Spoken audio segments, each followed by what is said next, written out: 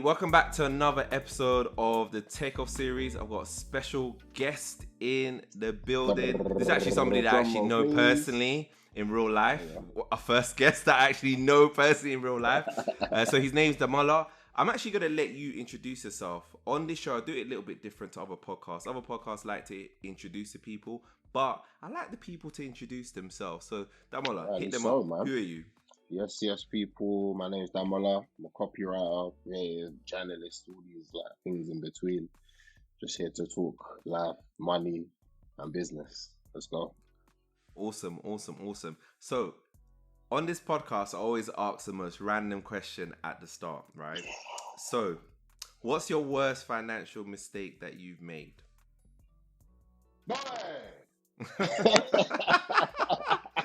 I don't think it was in your book. I don't think I caught that in your book, but we'll talk a little bit about your book as well in a little bit. We'll loop back to that, but this is actually a massive part of the book in its first place anyways. So I think it was in 2015, just when I got my first job. I was working at a small charity. I can't lie.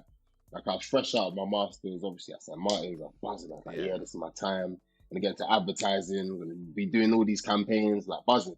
And then I'm doing applications, crickets, getting airtime. The only company that came back to me for a full-time job, not internships, because there were internships, but I needed money, do you know what I'm saying? Mm-hmm. So the only company that came back to me was this very small charity in Houston called, I won't even say the name. But anyways, it was about a really random thing, and it was very, very small. It was run by really, really posh Wimbos.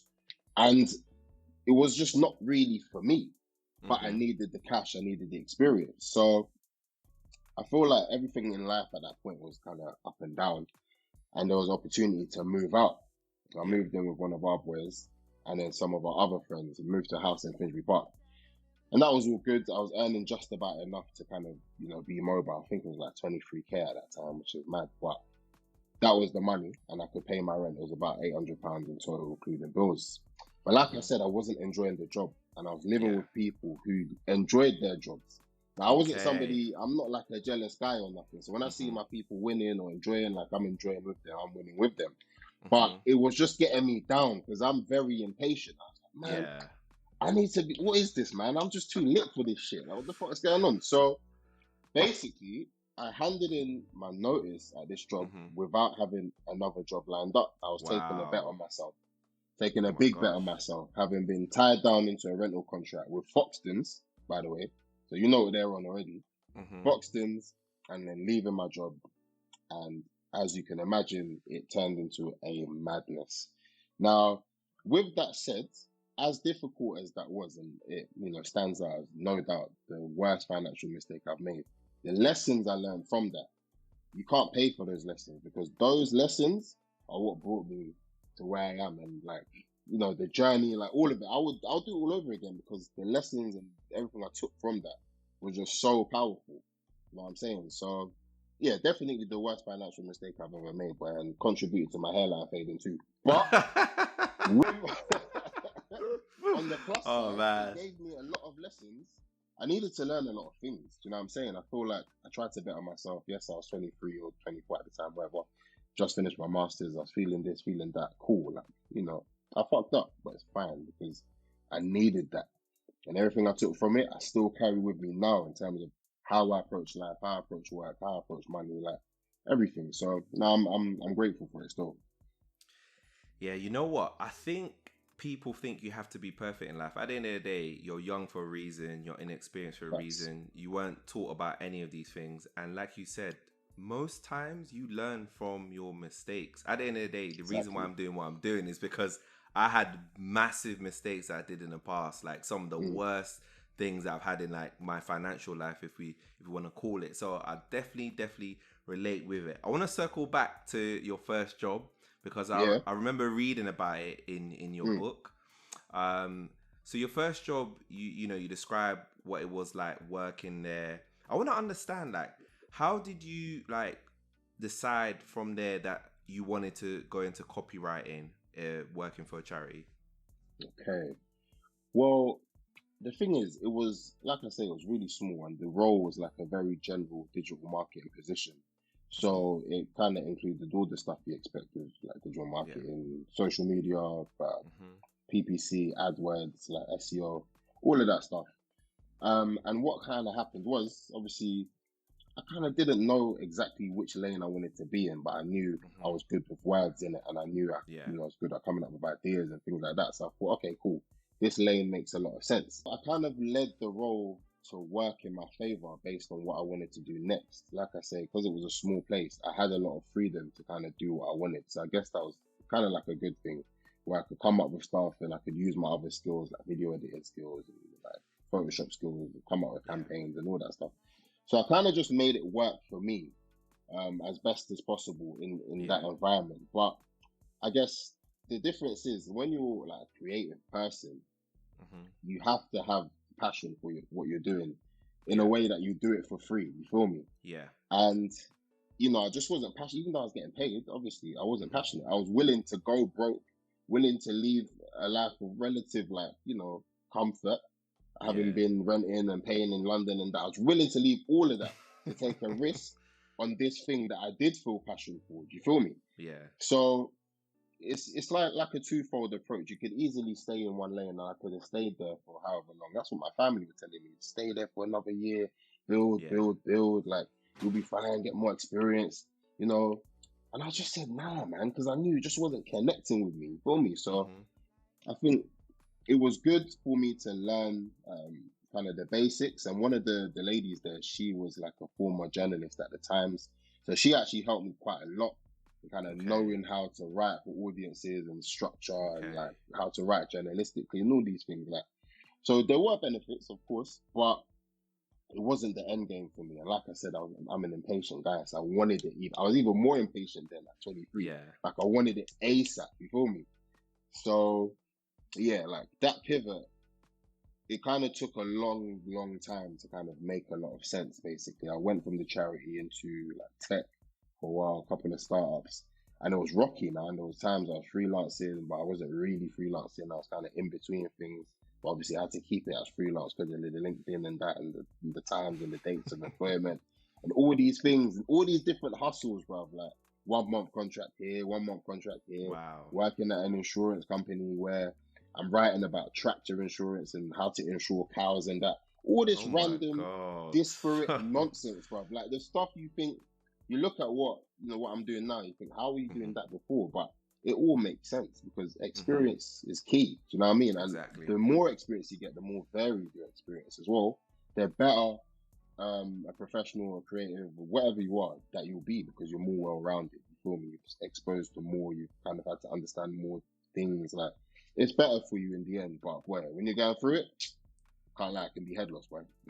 Wow. Wow. Wow. That you said a lot. You know what? Yeah, I want to actually like dial back a bit because Mm. I had to Google what a copywriter was. I'm not gonna lie. Like, Swear down. yeah, I had to Google. I was like, what's a Wow. copywriter do? Because when you think about copyright, you You think think about the about law, innit? legal, Yeah, right? You yeah, think yeah. about the Of course, legal. yeah. Oh, your terms and conditions, or Yeah, copyright like content and stuff like that. yeah. But so, can you explain and give a summary of what a copywriter does, and also how did you find that career path? How did you find okay, I don't want to be a designer. I want to be a Mm, copywriter. mm. Explain that to the people. Yeah, being a copywriter is essentially you're selling products Okay. through words, in it. That's it. Like, you're selling products, you're selling ideas, you're selling something with words. Okay. But it's also there's a twofold approach. That's like the corporate, the commercial idea of what copy is. You Mm-hmm. have to use your words to make people do something. Yeah. But then on the other Okay. side, it's also kind of how do you like merge words and pictures in a way that people can understand quite easily? Do you know what I'm saying? Yeah. And that is for me the ultimate difficulty of being a copywriter, is finding that balance between something that Mm-hmm. makes sense from a written perspective and then also makes you see imagery as well at the same time. And then that Yeah. also balances what the company's goals are. Like, when you add all these Mm-hmm. things together, it becomes quite a difficult like cocktail of something that to many people they may not be able to kind of grasp. But when you Yeah. see it in action, see campaigns, you see billboards, you get it. You know what I'm saying? Okay. Okay. Mm, Okay. Okay. That makes sense. You know what? When you were speaking, I was immediately thinking about an advert that sticks in my memory right now. You probably remember it. It was the Ole advert. Ronaldo, I think Ronaldinho, Ronaldo, Oh, Henri. yeah. Yeah, that sticks to me because it makes you feel something. Like, I'm a massive like football fan, and it makes you feel something. And to me, even though it's an advert, it didn't seem like tacky. It didn't seem like they were trying to sell me something, but they were. They were selling me football. They were selling me Nike or whatever that is. But it made me feel and want to go and, you know, get those trainers, get that football.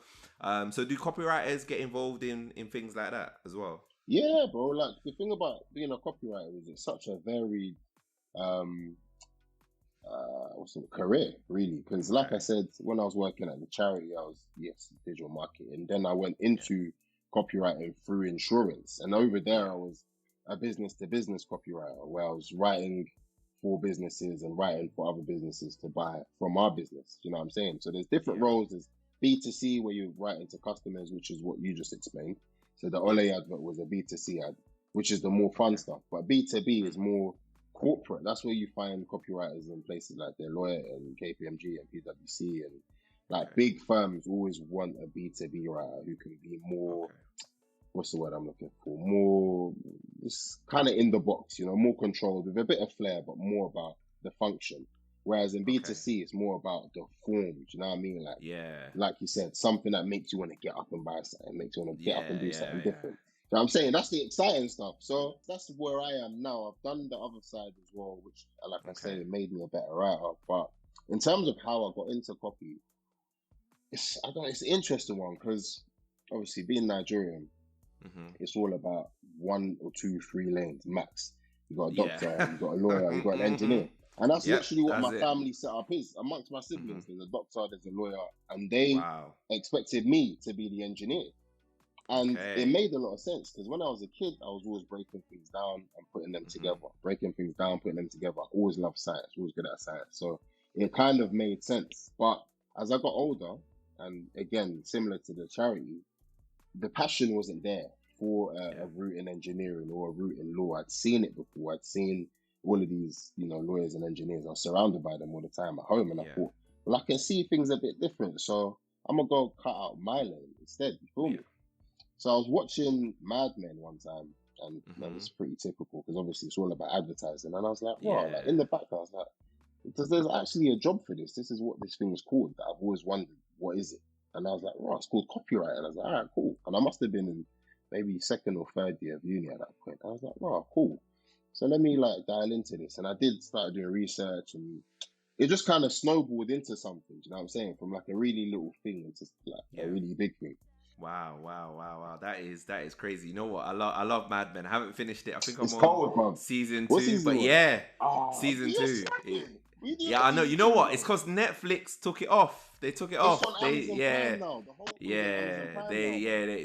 they took the mic, to be honest. I was watching it, I was enjoying it, then they just took it off. Like it's crazy like how you learn about advertising. I think one of my favorite episodes was the one about I think smoking, because I think back then smoking wasn't a big deal. It was normal to smoke. No, it's casual. And then how they had the scientific results saying actually smoking's bad for your lung, and how they had to pivot that. It's really interesting. Like, could you like believe like making marketing so like interesting? It's funny that you were saying about the career path, because for me, I had to be either a lawyer or doctor.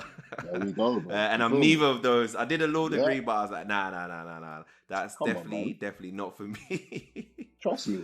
Oh, man. The traditional Nigerian attitude is there is 1, 2, or 3 roles or opportunities and job paths with the kids that have in it. Standard. Nothing else exists. Everything else is play. Nothing else is serious. And I think as time's gone on, we're at a point where we're seeing so much creativity coming from Nigeria. Like, you know, they can't be the same way anymore. The parents are changing, the attitude's changing. Nigerians are running music globally. Like, that kind of tells you what creativity can do if you embrace it. You feel me? Exactly. So I feel like our kids will be very different because we've come from, you know, our parents are like, nah, you gotta do this, gotta do that. But with us, we've had to rebel, you feel me? Like, graft into 100%. Our own lanes, graft into our own hustles, and then they see the results when the money comes. But then it's different when you have children, because you can create the environment for them from the start because you've been there, you feel me? So Yeah, man, I think it's gonna be a sick like next generation of Nigerians coming through, considering all that Yeah, I'm like looking really, forward to it. Definitely, come on, definitely. it's And I gonna be agree crazy, with you bro. about the creativity. I think it is about like, forming your own lane and try and do new things, learn new things. Like me, I wasn't that interested in finance in my early 20s. It's only Mm, when I started, wanting to learn more about it towards my mm. late 20s to mid 30s that I found a passion for it. And you can find new passions in things at any point in your life. You just have to just be open minded, really. But what So it's triggered really that for you though? What triggered for me. the Oh interest, like the man, journey? for me it was I knew I wanted to buy a property. Okay, I also before that I was in debt. I had bad credit, and I was like, "Look, yeah, Atto, you got to sort it out. You got to sort out your yeah, credit. You got to sort out, being in debt." So that was like the first step, like getting myself out of debt, improving my credit score. Once I did that, and I started saving like a decent amount, I was like, "Okay, I've got all this money in my bank account. I'm bored of it being in my jeez, bank come on, account. Like I need to learn something. I need to do yeah, something." yeah, So gradually from there, I started learning about investing. I started doing this. I bought property, and then it just snowballed from there. I just yeah, continued like learning more about things, and then there's a whole community. You find that there's this whole community of people that are passionate about investing mm. in stocks, property. And you're like, wow, like how have I missed out on Come all on. of this? And yeah, Bro, man, you were it's spitting it's game it's the other day, crazy. man. You gave me the flipping index funds to invest in. I was looking, I was thinking, Oh yeah, yeah, yeah, you got yeah, to ask. yeah, I'm like, yeah, how am I missing the yeah. elephant in the room? I got this fountain of knowledge over here who can let me know what's going on, man. No, I appreciate that, bro. But I really No, think that's it's all good. important, though, man. So you're Yeah. doing good work, bro. It's key for Thank us you, bro. still. Thank you, bro. It's one of those things like a lot of people don't realize how important it is until you make a mistake. Mm, And I think one of the reasons why I actually wanted to do this episode with you was because I feel like your journey is very inspirational. And we're gonna reveal it bit by bit. That's why I think it's very inspirational, and it's something that you can apply at different areas of your life, career, starting your own business or your finance, anything like that. So that's reason for doing this pod. So I wanted to dial yeah, back boy. to your first like copywriting job. Yeah. What was it, and what sort of copywriting job was it, and what was like some of your first campaigns? First, proper one. Well, because it took. Okay, let me like break it down. Yeah, there's a Mm-hmm. route, even in like the creative field. There's a route to get into advertising and being a copywriter. And that you can go to ad school, or you study advertising at uni if you want, and then you go to like an advertising school, and then you get internship, and you go from there. But all of those Okay. things I kind of forego because again I went more the traditional route, did the bachelor's, Mm-hmm. then did a master's, and then from there I was like, okay, where do I go now? So at that point, I was thinking about how to, like turn my ideas into like advertising concepts. So I'd already been writing like ads of my own to try and get into internships and stuff. And slowly, like I built a portfolio that I'd kind of just developed myself. And Okay. then I got to a point where I think after I left that insurance company, Towergate Insurance, is when I started freelancing for agencies. And that's when my Okay. first like actual copywriting gigs came along. And I think that was in 2015, 2016. Okay. So yeah, it was around that time. The first campaign I worked on was one for Nokia on their like Okay. Wow. return. Big Yeah, brand. like it was a big brand, but because Nokia had sold the actual brand to some Chinese company, they sold the name Mm-hmm. to a Chinese company. So they Okay. started building Nokia phones based on like old models and all that stuff. And they were Wow. bringing back the 3310 back into the European market.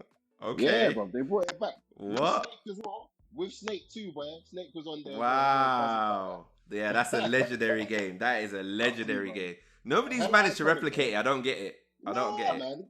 Because I don't like playing games on my iPhone because I feel like they're Yeah. so advanced. I might as well play on a console. You feel me? Yeah. Like I Yeah. like the Yeah. basic, easy, simple games on the go Mm-hmm. instead of like a big like Final Fantasy thing on the train. Like it's a bit exciting. But Mm-hmm. yeah. So Nokia, that was the first one. Like talking about their return, Mm-hmm. and with that, it was just with copywriting, you give concepts, you write concepts, and Yeah. some of them get taken and some of them don't because it's all down to the client at the end of the day. And what I Mm-hmm. found is, I'll get to this later on in the conversation. At that early point in my journey, I was like, yes, finally getting copywriting gigs. I was writing these things, but they weren't going anywhere. They weren't converting. They Okay. weren't being turned into ads. They weren't getting pushed because Really? a lot. Yeah, bro. This is where it gets a bit Wow. more. This is like the darker side of it, where when you're a black copywriter now, you know what I'm Yeah. saying? So it's kind of like a thing where they bring you in because obviously, yes, you can do the job, you've got ability, Mm. but then they don't back you all the way. You know what I'm saying? They might do like Wow. 60, 70%. They think maybe bringing you in and letting you have, split your ideas and be in the environment is enough. You feel me? Yes, that was the first like copywriting campaign I did for an agency, but it didn't like ever see the light of day like that. From my Oh my words, gosh. anyways. You know what I'm Wow. saying? So it was kind of bittersweet. You know what I mean? Where I was glad excited, like, yeah, finally it's an agency. And that was when I was more naive and I thought an agency is like the creative mecca, which is what a Yeah. lot of people think. And again, I'll get into this later on. So it was kind of like, yeah, man, like I say, bittersweet because I'm buzzing I got the role, but then a bit kind of pissed off because it didn't go nowhere. I was like, all right, cool, that's the first one, fine. I'm in an agency, I'm learning. Then after that, I actually went to a branding agency. Okay. And I had an experience that, again, I wrote about that in the book, but it's an experience that really, really changed the game for me because I had an opportunity to shadow a copywriter who, for me, and just a writer in general, a person who I still think might be the best writer I've ever met, maybe the best person at the job that I've ever met. She was incredible at what she did. So I was able to take a lot away from her, even though that experience was still the same as the last one, where I was writing on campaigns, but they weren't seeing the light of day. Writing for Iron Brew, writing for M&M's, writing for Heinz, all these brands, but none of them were seeing the light of day. So then I started thinking, like, what the hell is going on here? Like, I'm putting in graft, I'm putting in effort, I know I'm good. You feel me? Why is my work not going live? And it was after that experience at the agency where I said, you know what, I need to change my direction because in my mind, something had switched. Where I think prior to that, I was trying hard to write what the agency wanted as opposed to writing what I wanted. You feel me? I was tapping into what they wanted, not what I wanted. So when I left the agency, as we've spoken about, I started doing more spoken word. I started doing my own more personal writing. Started doing more like making short films and this and that. Just kind of developing my own writer's voice instead of trying to develop a voice that a brand thinks is good. You feel me? So I was kind of stopped looking for the validation of agencies and the validations of the commercial world and started looking at validating my own pen myself. You feel me? So when that pivot started, I mean, bro, I can't even look back now. It's been such a massive sea change. And it was always the thing that I needed to do. I didn't know at the time, but I look back and I realized that kind of having those experiences where I'm writing, and I'm doing good work, but none of it's getting any love. And then saying, you know what, fuck these guys. I'm going to start writing for myself. Ironically, when I started writing for me, that's when brands wanted to tap into my style. You feel me?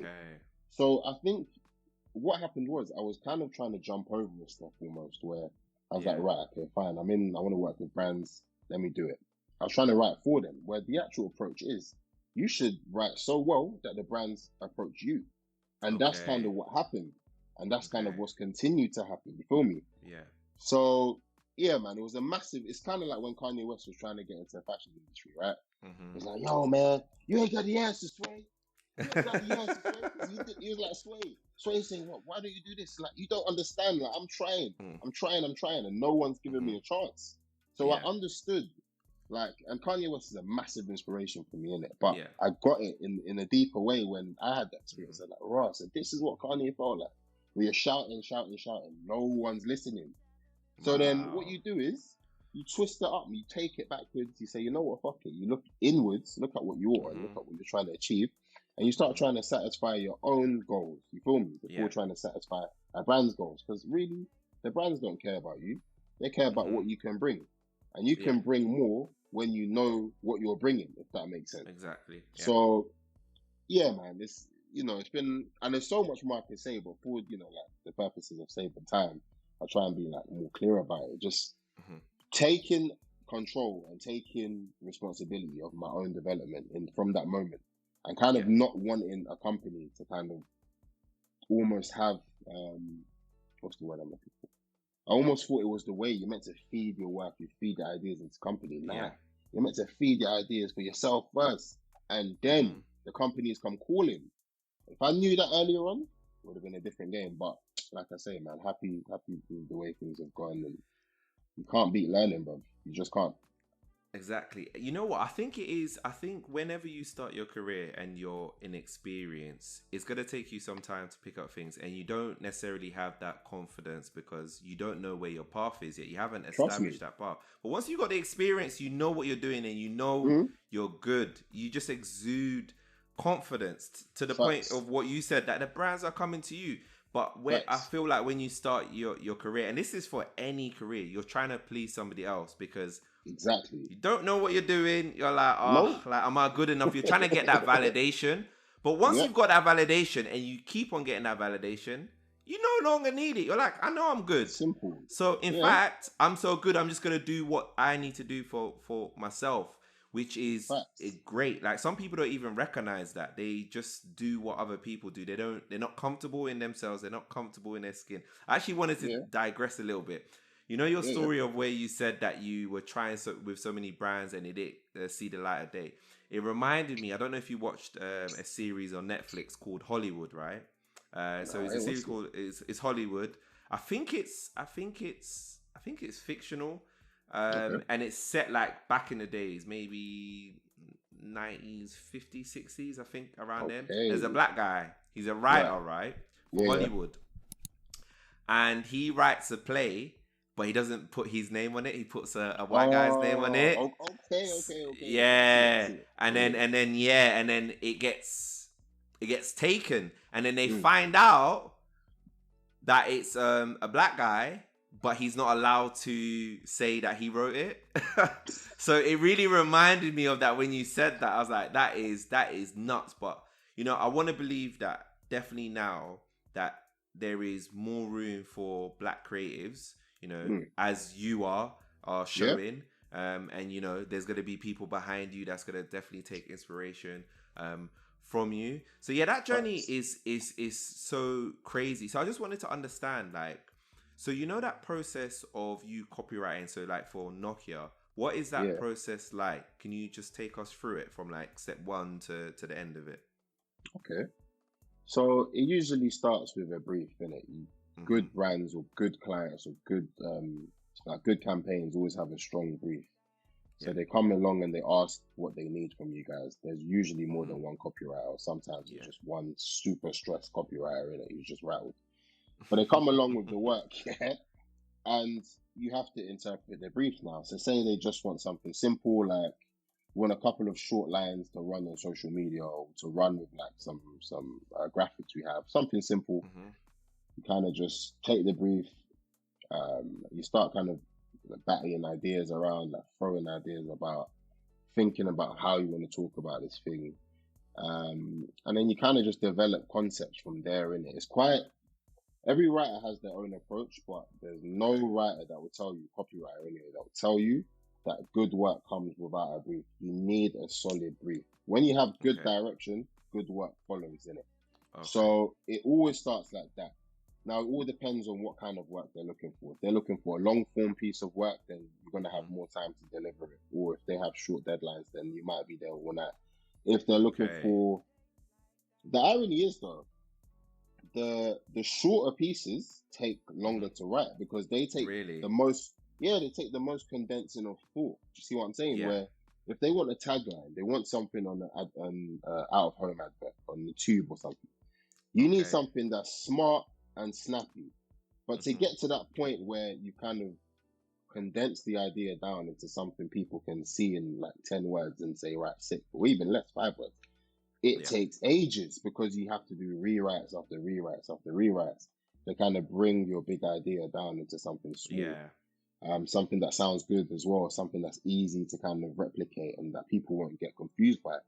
So yeah, it always starts with a brief, and then you got to decide how you want to attack the brief. Like if it's a longer piece, then cool, you want to write something more journalistic. Then if it's like a shorter kind of advertising-led work, then you know you're going to need more time to think and come up with concepts. And then the scripts as well. Like if you're writing a video script, then you might need to interview people, or if you need to, you know, if you're writing a flipping like a radio script, because there's adverts everywhere, bro. You feel me? Like in all kinds of things, you're seeing an advert, TV, radio. Like mobile, obviously, like is a Hmm. massive thing now. So yeah, it all depends on the brief first, and then the medium, and then you kind of decide how you want to tackle Wow, wow, wow, wow. That is insane. So from my understanding, you get that brief. that. So for instance, I think I remember in your book, I think it was Coca-Cola. So Oh Coca-Cola yeah, will yeah, give you a brief to yeah, say they want to do an advert advertising their Coke, maybe Santa Claus at Christmas or something like that, right? They'll give you a brief. You go off, you go and read that, you'll do some research, you'll try yeah, and come up with some concepts on a whiteboard, depending on what type it is, if it's long form, short form. And then after that, do you spin out different ideas to them to get them to decide what it is, or do you just come with one thing and say, okay, this we recommend this one solution? boy. I mean, I've only ever seen that happen in Mad Men, bro. Only Don Draper does that. Okay. Yeah? Come up with one Okay. concept and that's it. The thing about that is it's a high risk, high reward kind of Yeah. situation where you can have.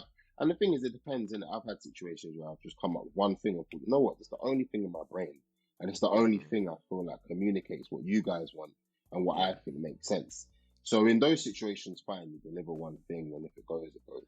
But what that does is it kind of limits because what you want, the thing about creativity is the more options you have, the more Yeah. insights you can get. Yeah. So you might come up with 10 things and Mm-hmm. you might think one of them sick. But then somebody else Mm-hmm. says, actually, nah, you like number two, but they like number seven. And you're like, nah, but number seven shit. But then they're Yeah. telling you, they're the client, they're telling you we like number seven. So Mm-hmm. you say, okay, fine, you go away, you develop number seven into something that works for you, works for them, and then you move forward. But if you only went to them with number two and they didn't like number two, you're gonna have to Yeah. go back again, scrap number two, and start thinking about more options again. Okay. So it always serves you better to have a number of ideas. I always like to come up with at least three. You feel me? I think it's Okay. a nice, like, solid number where I always they'll either like one or they'll either like two of them. They'll only miss on one of them. You feel me? So I always get one at least when I come up with three ideas. But coming up Okay. with just one, like I say, bro, high risk, high reward. You got to know Yeah. that's gonna land for the client. You feel me? You got Yeah. if you know the client inside out, you know exactly what they like. If if you know exactly how they want to approach the campaign, then fine. But for me, I think a safer bet is always to come up with a couple of additionals because they'll see something you don't see. Like you can never Yeah. underestimate the power of your own ability. Like come up with more. Somebody might see something in something you think is shit. They might think it's sick, and then you go away and Mm-hmm. you're like, actually, no, they're right. This does work. You feel me? And you come up with something different. So it's always more interesting that way. You feel me? Yeah, yeah, yeah. That's crazy. You know what? I feel like there's so many synergies between, copywriting and I guess content creation to that point because I Oh, think I fully, remember bro. seeing somewhere I think it was on it was one of these business Instagram channels where the guy was pitching copywriting and I didn't really Okay. focus on it at that time, but he was saying for anything that you do in life, said if you want your business to grow or you want to do anything on social media, you need to understand how to write, like Yeah, copywriting. And it's so true fully. because, Twitter's all writing. You're just writing, and that's how you're That's getting it. followers because people think what you're writing is compelling, is Yeah, witty, smart, dry humor, whatever it is. yeah. Same with like Instagram when you're writing your captions. Sometimes is the caption that gets people, not even the picture Bro, that gets somebody to facts. like or comment Listen, and you stuff know like that. Hackney's Finest. Hackney's Mm-hmm. Finest has built his whole brand off the Yeah. back of stupid captions. Those captions are Yeah. too dumb, bro. And you know Yeah. The what? It's not even hashtags. it's the hashtags. He will make a Yeah. sick copywriter because he knows Mm-hmm. exactly how to write something that gets a response from Exactly. his audience. It's creative, Exactly. it's topical, it kind of works in tandem with the content. It kind of furthers out the joke as well. It's Mm-hmm. kind of like when people say when something funny happens, right? And then Mm-hmm. somebody's laugh makes it funnier. That's what those captions Mm-hmm. do. You feel me? Yeah. When somebody's got that laugh that makes something that wasn't even that funny, very funny. You feel me?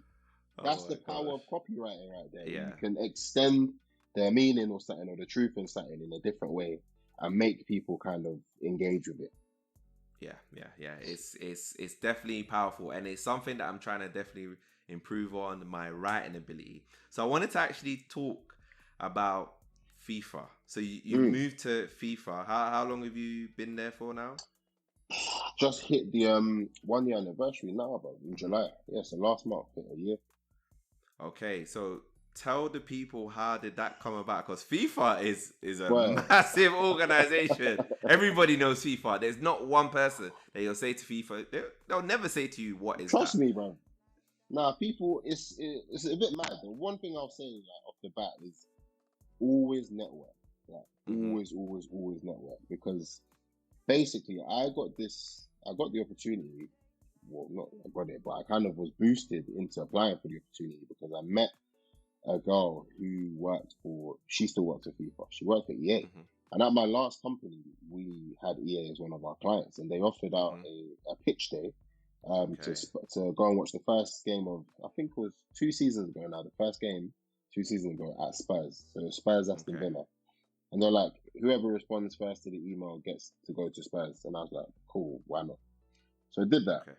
One of the first, got the tickets, went to Spurs Stadium. It was sick time. Had it in the box. Had a nice restaurant. They got a sick restaurant at the top of the stadium. In it. Good day out. At the top of the pandemic, I'd hit like a year and a half at my last company, and I was ready for a new challenge. Like I said earlier, it was B2B work. It was business to business. I was writing for clients like NatWest, National Rail, Lloyd's, like quite stuffy, like suit and tie, like a bit boring in the business crowd. I was bored of it. So I saw an opportunity at FIFA open up. They were looking for just a writer. That was it. It wasn't this, it wasn't that, just a writer across the whole brand. I was like, okay, interesting. But the caveat was, it was only a 4-month contract. Okay. So I was like, okay, so I'm at that other place now and I was having other interviews with other companies that were offering permanent roles. I had an offer as well, but the job was all right. The company was okay, but it wasn't FIFA. It wasn't a company or a product that I've grown up with or something that has big relevance for me in it. So I was like, you know what? I'm going to do what I did back in 2014 when I left my job without a job and was renting. I'm going to roll the dice again, man. Fuck it. I'm going to roll mistakes. the dice. I'm kidding. Yeah, you got to roll the dice sometimes, man. You know what? I was rolling the dice from a position of strength this time. Yeah. Feel me? So the result was way better. So I know I go there. I know I can get this job. I'm passionate. Like, let's go. So did it. Had one interview, fired me, should have done a firing thing. Had another interview, did a written task. You know, like poured over it for days as well. I'd written it like 3 days earlier, but I was just reading and re-editing, just trying to get it as tight as possible. Sent that up. Had the last interview, and it all went quiet for a while. I was like, man, I know these American companies work in it, so I was just there like, I'd say, man, I need a response. And then I think it was on like a Thursday afternoon, the hiring manager was like, listen, you know, really love what you did. You think you got all the passion, you got the ability, like, want to bring you in. I was like, wow, that's big. Fucking go. Let's fucking go. Because what that was, it was kind of like the first kind of pillar in a journey of vindication in many ways. Because there were so many ups and downs on that journey where companies would take me on, but they wouldn't trust me enough to deliver the work that I knew I could deliver. And it was the first time that a big brand had actually seen what I could do, and they respected it and said, fine, we're taking you on. We want to bring you in. But that's even the beginning of, you know, this this moment. 4-month contract. In the first interview with the head of marketing, he's like, listen, this is only a 4-month contract. If you want it to be a 4-month contract, I said, all right, cool. Calm then, let's go. So from the moment I got that go ahead to say, listen, if you pattern up, you can do whatever you want here. I said, fine, let's fucking go, bro. And from that moment on, it's just been up, bro. It's been the best, hands down, the best moment in my career, hands down, the best job I've had. And the maddest part of it is, the way I know this is aligned with God's plan is because all of this good stuff has happened remotely, bro. I've not met. We've had moments we're meant to meet up for. Yeah, we're meant to meet up for like a drink or like a football match at Stamford Bridge, but that got cancelled because of COVID. So I haven't met anybody I work with, even the UK guys who I'm mad cool with. I haven't met none of them face to face. It's all been remote, and that kind of feeds into this moment of like, what's the word I'm looking for? Almost like fate. You feel me? Where it's all just worked out perfectly. So yeah, there's that, and it was a 4-month contract, and then obviously they liked the work. I did the webpage launching Kylian Mbappe, and then I did this and that and that. Wow, Kylian Mbappe. That script and all these things. I did, probably my first week, they said, look, we want you to write the bio on Mbappe'S journey. Really? Yeah, bro, from the start to being on the Wow. cover of FIFA 21. So I said, That is let's go in it. so interesting. And the funny Wow, thing is, wow. bro, that's definitely because you can tell when a writer's charged Hmm. up in it. And Hmm. whenever I look back at that piece, I always look back and I always remember how inspired I was at the time, and it always gives me more fire because it still stands out as one of the best things I've ever written. When I look at the blend of, when like sports people, athletes look back at Hmm. performances and say, that was Yeah. my best game, that was my best match. That's no doubt one of my best pieces of work. And obviously I'm going to surpass it. But for now, Hmm. bruh, and you can tell it's because I was inspired, bro. It's because I was charged up, because I was ready for this moment that I've been building up towards for a very long time. Wow, Yeah, that's man. crazy. You know what? I want to delve a Right. bit more into like FIFA, if obviously if possible, if you can talk about Yeah, of starting a course. campaign. So you done a campaign for Kylian Mbappe. They gave you a brief. Was this? You said this was for FIFA 21? Was it? Yeah, bro, because he was on Okay, FIFA he's the 21. cover star now. He's the He's the cover star cover. for the Okay, next couple okay, of FIFAs. And it was just talking about his journey from, just okay. being a kid who loved football into being a Hmm. World Cup winner and the cover star of FIFA 21. And that was like my first 2 days, bro. And Wow. yeah, That's it's insane. So madness. what's a process like that for? Like like what did you have to do for it? You had to, write the cover. You had to do actual research on Yeah, Mbappe as yeah. well. And then you had to present it back to your bosses, That's basically. it. You've Wow. literally kind of like nailed it. Where, in Wow. many ways, I saw that as the first opportunity for me to show them what I can do. Obviously, I have my Hmm. portfolio and previous examples of work, but you have to come when somebody said, "Listen, you can. This can Hmm. only be a 4-month contract if you want it to be." That's an opportunity to Hmm. say, you know what? If you show them you're on this, then this can Hmm. be a career-defining moment. Yeah. And I said, screw it. Like, let me give it everything. So on Hmm. that piece, I kind of blasted it out in like 2 days, bro. I was researching Wow. where Mbappe was from, his parents' names, how many brothers he's got, like when he Snapchat. And Wow. I was doing all this proper deep dive into Mbappe and everything that kind of orbits around him. And then I kind of wrote out a long, I don't know how many words, maybe like 1,500 words, like Hmm. 7 subtitles, broke it down into like phases in his career, and then I fed that back up into the team, my manager, and then our manager that sits above both of us. And straight away the feedback was, look, we think this is fire. Like, and Wow. Americans in it, they're a lot more Hmm. casual. The guy just sends me a message on Slack with like a fire emoji. I was like, all right, so this is what they're on. Like, this is just cool. Let's chill. Like, it's Wow. cool. Like, it's This fire. I was is like, you know what? That's lit. insane. So fine, let's Wow. go with them. And from there, literally with that like affirmation and just saying, listen, Hmm. we like what you're doing. We're here to see more of it. Like, it's never been. I've been pushed like so hard in this role, Hmm. not just because of the pandemic and obviously the daily difficulties that come sometimes with getting Hmm. bored from working at home and stuff. But Yeah. I've always managed to find another gear because Yeah. I have a sick team that I'm working with who are great at what they do as well. I've learned so much from Hmm. them, but also because I'm charged up to show people what I can do and to show people Hmm. what black creatives can do when Yeah. you put faith into them. You feel Yeah. me? Not when you hire them and you give them a long arm and say, yeah, we kind of Hmm. trust you, but not really. Yeah. I That's want the to say this is worst. what happens when you actually fully, like, full-heartedly trust your staff to do their best Yeah. work. And because of that kind of faith they've kind of shown in me, I'm paying it back with great work. You feel me? So Yeah. everybody's winning. But it's just like a textbook of how to kind of manage kind of a black creative, how to manage diverse talent, how to make Hmm. diverse talent feel respected and to feel valued in the workplace. Yeah. These are two of the biggest things when you're a black person at work that Hmm. go missing in many offices. Yeah. Respect and value. You feel me? Yeah. When those things are included, Hmm. bro, and then you also reach a point in your own practice where you're delivering some of the best work you have because you've learned so much and you've developed so Yeah. much. It all comes together to just explode into something mad like it is right now, man. Yeah. That completely agree. Like, you know, again, it goes back to the confidence thing. Mm. You have that confidence through doing everything that you've had, but they've also, like you said, they've instilled that confidence. They said, you know what, we know you got this. Yeah, We're bro. gonna give you all the tools. You come and deliver something to us, but we Facts. believe in you anyway. and Yeah, they're showing it as well. Like you're delivering work, and they say, "Look, that's great work," and it just the cycle's repeated. It's a positive, yeah, bro. repeated cycle.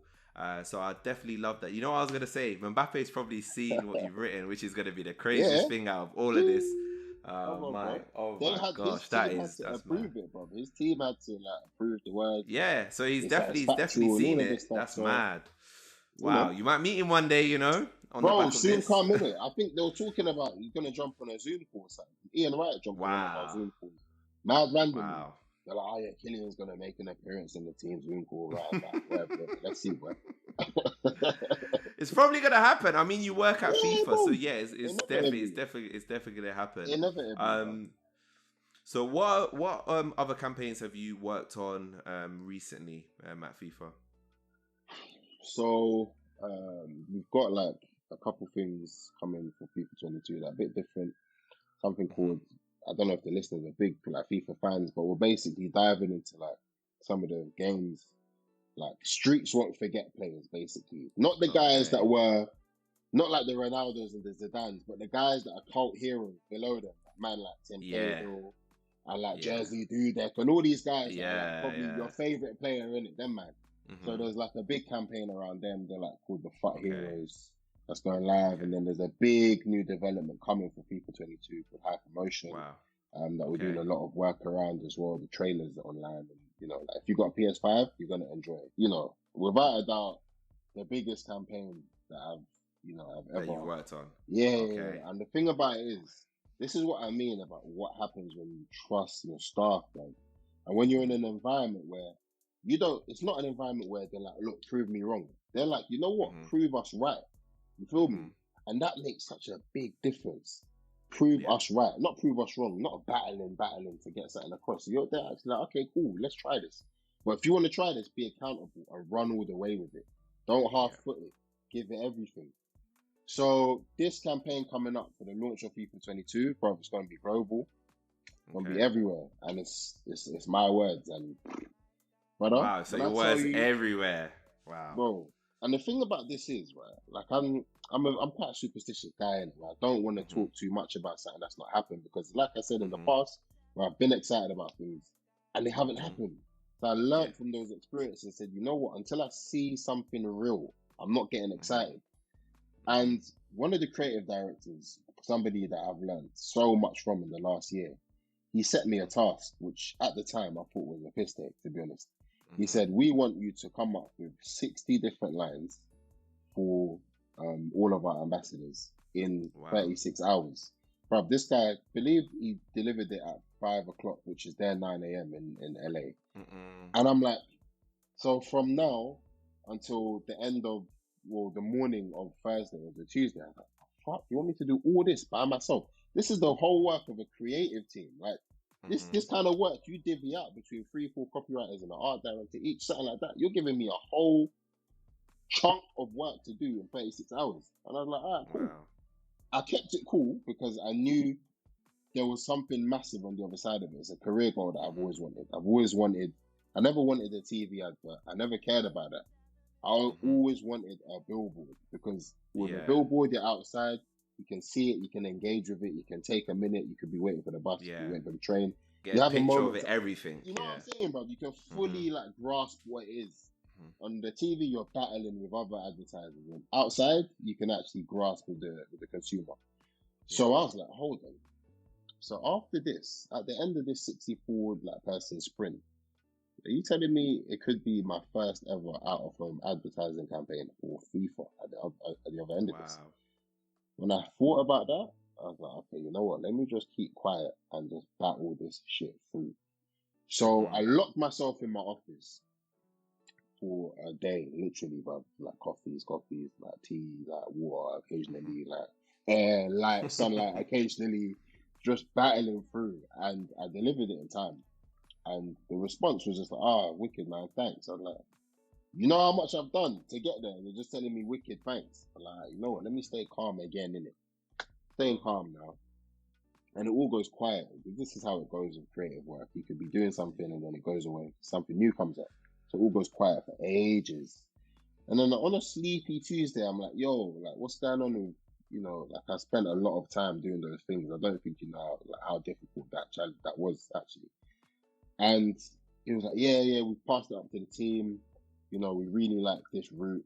I think we're gonna go with this route. And that's where my heart started racing. Smoke. I'm saying, so what you're telling me this is what you're going for. And bear in mind, when I told you earlier about never giving just one idea, I gave 6 per ambassador. There's 8 ambassador players, 6 lines per player, 64. But for me, this is my the first big piece, and I was very kind of tentative about how to approach it because I was like, raw. Yeah. In the past, I thought 6 things are happening, but then they fall away. So let me just approach this with caution. And now I've done good work. Let me just stay calm. So then he's like, yeah, we like this. I think we're gonna move with this. I was like, That's when I first started thinking, well, is this actually happening? And then I get excited till I see something. A couple weeks later, there's a lot of things going on in the background. They're working on the reveal trailer. They're working on this with the footballers, with the clubs. So the out of home work kind of gets put on the back burner for a little bit. So maybe 3 weeks later, still online at 7. Just as I was turning off my computer, I get a message on Slack. They leave just a cool face emoji, yeah, and then a graphic of what that bit of copy I wrote, those lines of copy I wrote would look like on a billboard. Yeah. And that was him saying, "This is it." Bro. Wow. You don't understand, bro. I was losing my shit, bro. First, it was a feeling of just relief, then joy, then anger in it. I had the anger, the vindication. That's fucking right. I've been sick, I've been dope. But how the fuck I've been passed up bare times? Can you imagine? I was vexed, bro. But then I calmed down again. I was like, you know what? I'm the first in my family to do what I do. I'm one of few black copywriters, one of few Nigerian copywriters that I know. I'm gonna have a campaign for a brand that I love and a brand that a lot of my peoples love and that I connect with, and for something that I do love, which is football. That's gonna be global. And I was just taking in the magnitude of it, and I started thinking raw. It's a blessing really to be able to do something you really love, to really go for it and to see it kind of come to life. You know what I mean? It's a crazy story, especially from honestly, where you started off. And I think sometimes as well, you have to have a bit of that foresight. You have to be a bit future thinking, have a leap of faith, essentially, in any walk of life. You gotta defo have that leap of faith, because if you're so short term thinking, you'd have thought to yourself, okay, you know what, I'm gonna leave the charity. I'm gonna do something else. I'm not gonna try and continue to do something. I think the changing point for you was definitely taking on that internship. I read up about it in your book, and I know it was a difficult decision for you, and and I understood it. I got that definitely why you wouldn't have wanted to be an intern, should I say? But you thought about the foresight. Exactly. Who wants it with a master's as well? Do you know, come on, bro? It feels disrespectful. It's crazy because I remember as well. I also was an intern. Is not even really related to my company, my current role. But I was also an intern after a master's, and I just, you know what? At that point, I was like, I'm taking any job, whatever job I can get, I can have, and I think that helped me because I had something. It showed that, okay, this guy's got initiative. This guy will work hard. This guy is going to do what it takes. And I think that's what it showed. And I think it showed that definitely on your side, that it showed, they probably looked at your CV and thought, this guy definitely wants to be a copywriter. He's got all the tools. He's been through the wire. He even took an intern role, even though he has got a master's, and he's done his thing. Yeah, bro. And I think, when we're talking about, and like I said, that was a defining moment for a lot of different reasons. Obviously, that was the moment when I was like, you know what? Why the fuck am I looking for validation from an industry that doesn't care? That was one of the massive turning points. But the second huge turning point, in fact, 3 turning points, was me also just having to be humble and say, you know what? I had to drop my ego and just look, like you said, at the future, be critical and say, you know what? This is going to benefit me, no matter how painful it might be to my ego and what I think of myself. Fuck it. This is going to benefit you. You have to do it. It was a test from God. It was a test from life, saying, go and do this thing. If you want this thing, then you're going to have to walk on the hot coals in it. And that was what it was. But then, on this, equally, bro, when I got there, I met one of the sickest writers I've ever met. And she, basically, when they were interviewing, they cut the people they interviewed now to just us two. and it was between me and her for the job. And she basically came in with more experience than the lead copywriter there. Like, she was better than him, like, hands down, bro. And he knew that. And that's what smart managers do. They hire better than them. And he brought her in, and it makes perfect sense. It made perfect sense when I met her, because they weren't super quiet as well. And I was like, what's going on, man? And on a very like late on a Wednesday afternoon, they call me up and they're like, yeah, you know, we think the interview went amazing. You know, the team really liked you. They thought you this, thought you that. But we've had to offer it to this person who had this experience. I was like, oh, say, man, again. And then, but we actually think what we want to do is we want to offer you a 1 month internship, because we think you could be amazing with just like, you know, some experience in the industry or whatever. I was like, really? Like, after all that writing task, 2 interviews here, this, that, and the other, meeting the team, all of that stuff, and you want to offer me a 1 month internship? So I had to really calm down and just lock off for a minute. I think I spent that weekend at home, bro, where I was just thinking. And there was all sorts going on that weekend, man. Like, no, I need to really think about my life right now, who I want to be, where I want to be, whether this is what I need to do to get there. And I recognized that it was a necessary evil, but it was something I had to do to get to where I wanted to get to. So come Monday morning, because they said, you know, take a couple of days to think on it. You know, we know like we know it's not the response you want, but we think this could be beneficial for you all the same. But if you don't want to take it up, just let us know. Like, you know, we'll keep you on the books, all of that stuff. So Monday morning comes, I said, you know what? I thought on it, I prayed on it. I'm going to take it. So I just said, let's go. And from there, I never thought that internship could do as much as it did to my brain. Obviously, being 26, having had work experience before, and the irony is, towards the end of the internship, bro, I was already interviewing elsewhere. I was leaving the office to go and interview other companies for permanent roles, bro. Because I came in, I wasn't a kid, you feel me? I'd already had 2 years experience in marketing, fair enough, not exactly copywriting, but I was ready for somebody to take a chance on me, basically. And they didn't take the full chance. They took a bit of a chance, but not the whole chance, you feel me? Now, when I got there, the girl they hired ahead of me, it pretty immediately, actually, I realized that this girl is extremely good at what she does. And this girl was also mad cool as well. She was, and that's the thing, what you find with people who are very good at what they do. There's no airs and graces about them. Yeah. They're not talking about being the best, she's just cracking on with it. And I was like, wow, like, this girl is sick. So for that whole month, like I said, I had to, you know, like, suck in my ego, hold that back. You know what I mean? Like, me thinking, I'm that guy, I'm the sickest. And I came in there and I was like, you know what? I actually understand why they hired this girl. And I get it. You know what I mean? So I really took that moment of introspection and reflection, and I took that as a moment to learn. And boy, brother, I learned bare off that girl, boy. Honestly, sick writer, sick professional, sick creative, just like very good at what she did. And I took so much away from it, not just as a writer, but as a person. And as I was leaving the agency, the other manager, who he's any man anyways, but that guy, bro, can you imagine in the exit interview, this guy is asking me, he's like, and I'm thinking, cool, like, I've been hired here as a writer. Bear in mind, bro, I came up with the name that Coca-Cola were waiting for coffee brand. Before they went and bought Costa Coffee, instead of coming up with a brand, they went and bought Costa. But before that, it was the name that I came up with that kind of stunned the agency, that they had decided to go for with their coffee brand. Even that information they tried to hold back, which was sly, but minor. So as I'm leaving, the guy's like, oh, and you know what?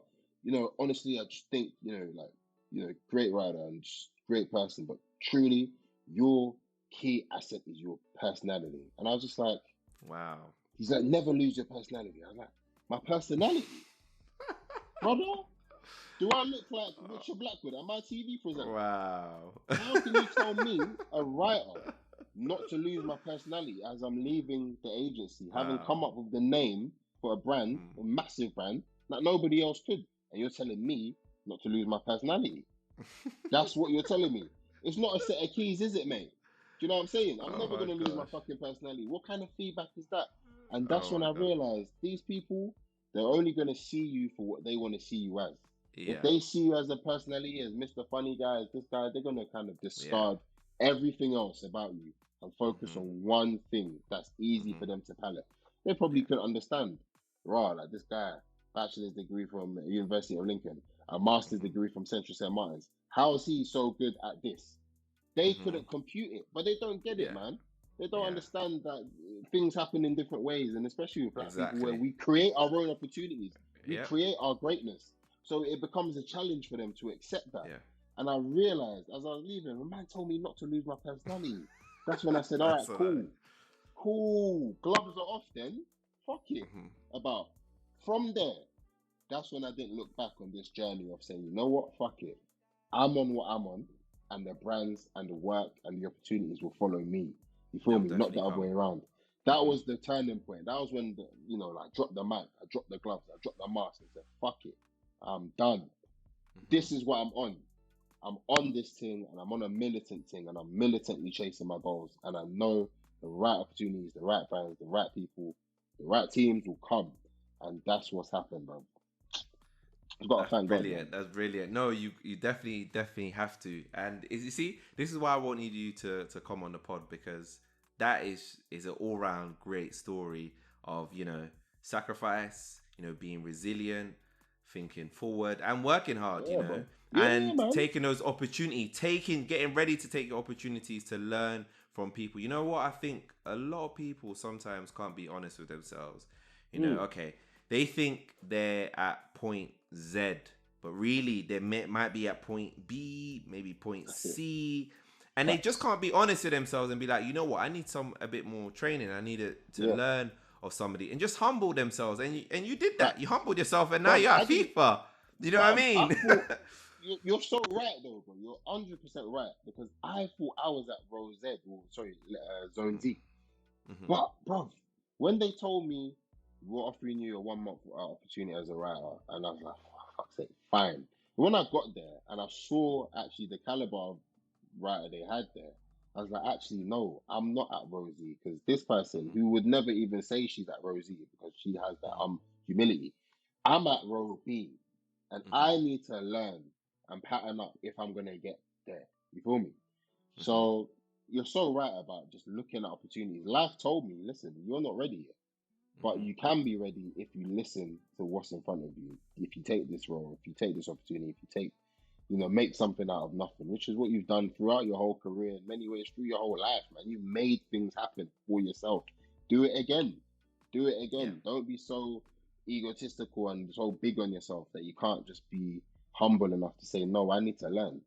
And from that moment, bro, like my whole approach to life, my whole attitude to listening, bro, I never used to listen to anybody, Mhm. ever, ever, bro. I was so bullish and bullheaded, and and Mhm. it's a good thing and a bad thing. But Mhm. since that time, I've become a lot more reflective, a lot more receptive to people's Mhm. opinions on things. Yeah. Even though I'm still gonna listen to myself first, but I'm Mhm. still now willing to actually absorb the counsel of people from the Yeah. outside essentially and take on what they need, what they want to say. And you don't take on everything, but you actually you look at it, you analyze it, and you decode what can benefit you and what can't. Yeah. um yeah, bro, it's been a mad one still, but It's, like you it's, say, it's I'm at been it's, FIFA now, it's bro. been a crazy journey, and you Honestly, bro. documented a lot of this journey in your book. So Yeah. talk to me about how the idea came up for your book. You know what? Like I was describing it to my friend, I liken Mm. it more like it's a book, but it's also it's designed like a magazine, which I think is quite Yeah. refreshing.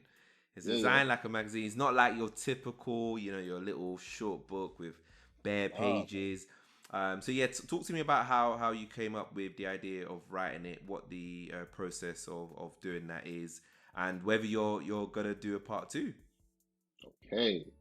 So basically, like I used to do, like then spoken word videos. I used to rap a little bit Mhm. here and there, and I was always working towards doing like a live performance night or spoken word night, or like dropping a Mhm. project or something. Like I was gonna do something that kind of packaged up the growth in it and that Mhm. journey, but I didn't know what it was. And then the pandemic hit, and I was like, oh man, this is. I can't do anything live. I can't have a live performance now or anything like that. And I've been writing all these like little things on the train. Like I've never really like structured them in a big way. It wasn't like a novel. It wasn't like it was just like writing when I had time. Like short scripts, and some of those things were scripts before that I just turned like reframed into short stories. Some were just like poetry pieces, all kinds of things. And I just thought after I came back from Japan, I was like, bro, like, I need to really just get this shit going. Like, what am I waiting for? So I said, F it. Like, I've had all these experiences. Why don't I just turn them into like a book, like a zine almost? And I liken it to a mixtape almost, because it's kind of like, some rough ideas, some more fleshed out than others, some more rough than others, but it's all there in front of you. And I started, bubbling with this idea. And at the time, I was dating this chick who worked for Penguin, and they had this program for young black male writers specifically. Wow. So she was like, listen, I think you'd be great for this. Like, let me put you forward. And she put me forward. And again, this is why I always talk about the power of networking. Even though we were dating, it was still like a networking thing all the same. But anyways, she put me forward. I had a couple conversations with them, and things were positive. And I was like, wow, like, this has come out of nowhere. But somehow, these random like little things that I write on the train, on the bus, or whatever, like wherever I am, is now possibly going to turn into a published piece of work. I was thinking, this is a mad. Wow. So that was happening. And that was forcing me every time I was going in and I was writing edits and that, we need this better and this better and that better. And the process was sharpening me up as a writer, as an editor, actually. And basically, they decided to go ahead with another guy who had been maybe more, he had a bigger profile at the time. He was actually a full-time writer. That was his job. Okay. So he was way more inducted. It wasn't just some side thing that he does on the bus or the train where it was for me.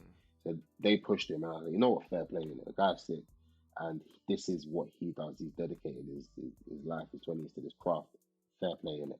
But I said, not all hope is lost. They told me like really good things, good feedback. And I said, F it, like, I'm gonna self-publish this thing, but like you said, and like you mentioned, in a different way. Not just like a normal book, in a way that gets people's attention, makes people want to share it and kind of get other people interested.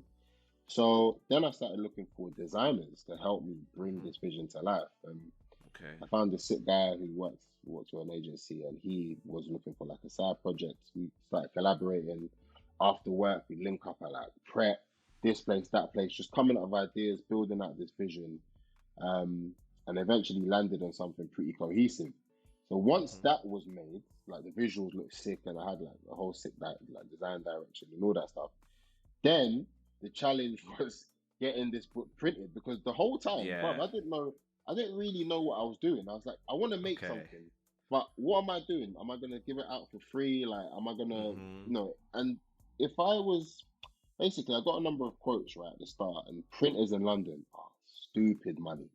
They were telling me, I only wanted to print off 100 copies. That's all I printed in India. And they were telling me it's going to cost me 2K. It's going to cost me this amount. And I said, this is mad. So what happened was, where my office was in Oxford Street, every day I'd go out to another printer that was local, and the price kept on dropping. 2K, 1,500, 1,200, 1,100. Kept on dropping, till eventually I found a printer based in Brighton, your old town, innit? Okay. Yeah, big up Brighton. Couple good nights at Digital, boy. Memory lane, yeah. And so after that, I found a printer in Brighton, and they said they're able to reproduce the print that I wanted. I sent them a magazine that I thought had a good finish, so they could replicate it, because a lot of the price was in the finish. You know how the book was mad colorful, mad designs and that. So it was, if we printed it glossy, that'll bring it up to £800-900. If you do it matte, then it's £6. And I was like, fuck's sake, all this budgeting. And finally got it printed for, I think, £400, or maybe 380 or something, for 100 copies. Obviously, I sold them for £10 a pop. I made a good return on that, and I paid the designer out of my salary money £700. So I wanted to make it like a standalone project, a kind of MVP, to see what I could do as a freelancer. Basically, that was like my vision. Even though I was employed, I was thinking about the pandemic. I was thinking, I'm getting a bit bored of this job. Like, what if I do this thing, take this leap? So like I said, I was able to take this risk from a position of strength this time because I had a role, I had a full-time job, I was comfortable. Yeah. And I've moved back home as well. That's another massive part of this development I've been able to make. I've done it from home, so I haven't been paying rent. I've been obviously contributing to the house and renovating it right now, but that's made things a lot easier. Anyways, printed the books off. They all sold out through lockdown. Obviously, a lot of friends bought them, but then what I was most surprised about is the fact that a lot more people that I didn't know were buying them through secondhand, from people seeing them, from people hearing about this. They're like, well, what's this thing? And I was like, oh, all of this snowballed out of the fact that I could have easily seen Penguin passing on taking up this collection of short stories as a negative. But I said, you know what? Once again, I'm going to roll the dice. Let me see what happens. Let me see if I can self-publish this, what I can turn this into. And it just snowballed into this completely different thing. Obviously, from a business point of view, it was a great first run. It was a great little bit of practice and all that. But then also, I can't forget that I was saying things that I never said to many people, to people I'd never met before. So it was another level of growth because I'm exposing my stories and my past and all that, and certain things that I've never addressed. And I'm like, raw, this is mad. And people are buying into this. So I'm like, okay, cool. It's interesting. I can do more of this. Obviously, I've parked that now, but I will. Yeah, man, definitely. I'm looking to do something else pretty soon. I think the next big goal for me is actually to get published in it. I want to write a book. Yeah, in the next 2 years. That's my big goal. Yeah, bro, I want that next. But with the way everything else is going, boy, it will happen. But it won't be in a way. It'll happen. It will happen. Yeah. Though, I was gonna ask you, is it gonna be a similar format, like the magazine type format? Is that how you're gonna want to do it if you get published? Because many of those stories I tried to make into films, and I can't stress enough the importance of trying. I've always made little videos on Insta and this and that. I've tried so many different things, making music, directing, editing, writing, planning, all of these things, and you just can't not try it. But with the next one, it will be very much more like a novel. Do you know what I mean? That's what I want next for myself. And I think, I don't know, I'm reaching that point. I'm almost 30 now and pretty settled in my life. And I'm thinking, is it time now? I think you get more of an appetite for risk. I think the older you get and the more financially secure you are in it. So I'm thinking, you know what? Let me roll the dice again. Obviously, with all the with all the stuff I know now, I could turn that into a pretty compelling story. So yeah, man, I want to do that. I want to get it published as well. And I think there's a massive appetite for Black perspectives in writing and literature these days. So, I'm seeing all sorts. I'm seeing man them here getting published and got them here getting published and sick things happening all around. So I'm like, fuck it. My turn, man. Let me add my story into the mix. It's definitely possible. And I think with the style and just the rawness of what you wrote, I think that there's definitely a gap in the market for that. You might even get published by Murky Books if you hit him up. You never know, right? Because that's who he's looking for. That's the voices he's trying to amplify, right? He's trying to amplify, Black voices because those voices are unheard at the moment. So yeah, I would definitely encourage you to do another one. And you said something very important about trying. It's right. You have to always try because that's how you got to improve, right? That's how you got to improve. 6 months, 1 year, if you don't try to do something, you're not going to get better at it. You can't just magically, it's like asking Ronaldo to be Ronaldo at the age of 18 or Messi. That's not how it worked, right? Exactly. They had to play football. They had to keep on practicing 10,000 hours, 20,000 hours to become the best. So you have to apply that same logic to anything that you're doing in life and just have a long-term, thought process to it. So yeah, man, your journey's been so inspirational. It's been a pleasure to speak to you about it, man. Tell the people where they can find you, what you're going to be working on next. So all across all my channels, Damola Stay Up, DAMOLASTAYUP. Got my website, that's damolasstayup.com, Damola Stay Up on IG, Twitter. Across all my channels. My next big things, bro, this has been like my Jordan year, Bro, 6 feet. Wait, 3 feet. Fam, I've had the Nike campaign at the top of the year, then the Maggie campaign, and now the what's coming next, by God's Yeah. grace, the next thing for FIFA later on in the summer. That's that's where my head's at right now. But once that's out, yeah, man, I'll start thinking again about something different on the side. Because one thing I'll say is because essentially I used my side hustle to kind of enter the industries that I've entered. Yeah.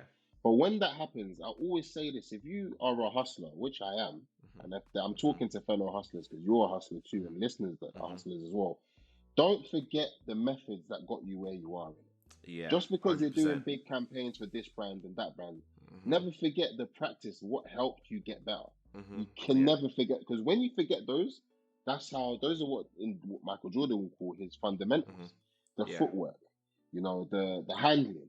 You know what I'm saying? The movement. 100%. You know what I mean? Like the fundamentals. You can't forget the basics that make you good at what you do.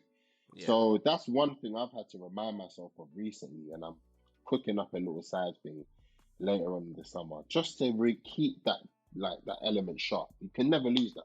When you lose that, you lose your competitive edge, man. Yeah. So 100%. gotta keep that. It's about the fundamentals. Honor thy art. I learned Honestly, that from bro. Eric Thomas. Honor thy art. Yeah, man. Eric Thomas is he's somebody I definitely look up to. And it's very true. You have to honor the craft. And every craft has fundamentals. You have to definitely practice it, consider it. Don't forget them. Completely best way to defo end this chat. Have you got any parting words? Any sources of wisdom for the people? It sounds so cliche, but whatever it is you believe in, whatever it is you're striving for, towards, don't listen to anyone. Like, stay strong-headed about your vision and how you want to do something. Everybody has an idea of what they want for you. But and you can easily get swayed, but that's when it becomes all about how strong your feet are. How much do you believe? You have to always ask yourself that question. And when you define that, then you ask yourself how far you're willing to go. And when you combine those two things, how much you believe and how far you're willing to go for what you believe in, the sky's the limit, man. Straight up. Yeah. 100%. Sky's the limit. 100%, man. Thank you so much for your time, man. No, man, it's a pleasure. We're gonna have another one after your campaign. My guy, I appreciate you, man. I appreciate you, brother. Thank you. Appreciate you too. Thanks so much, listeners. Thanks for listening to this episode of The Takeoff, and we'll see you next week.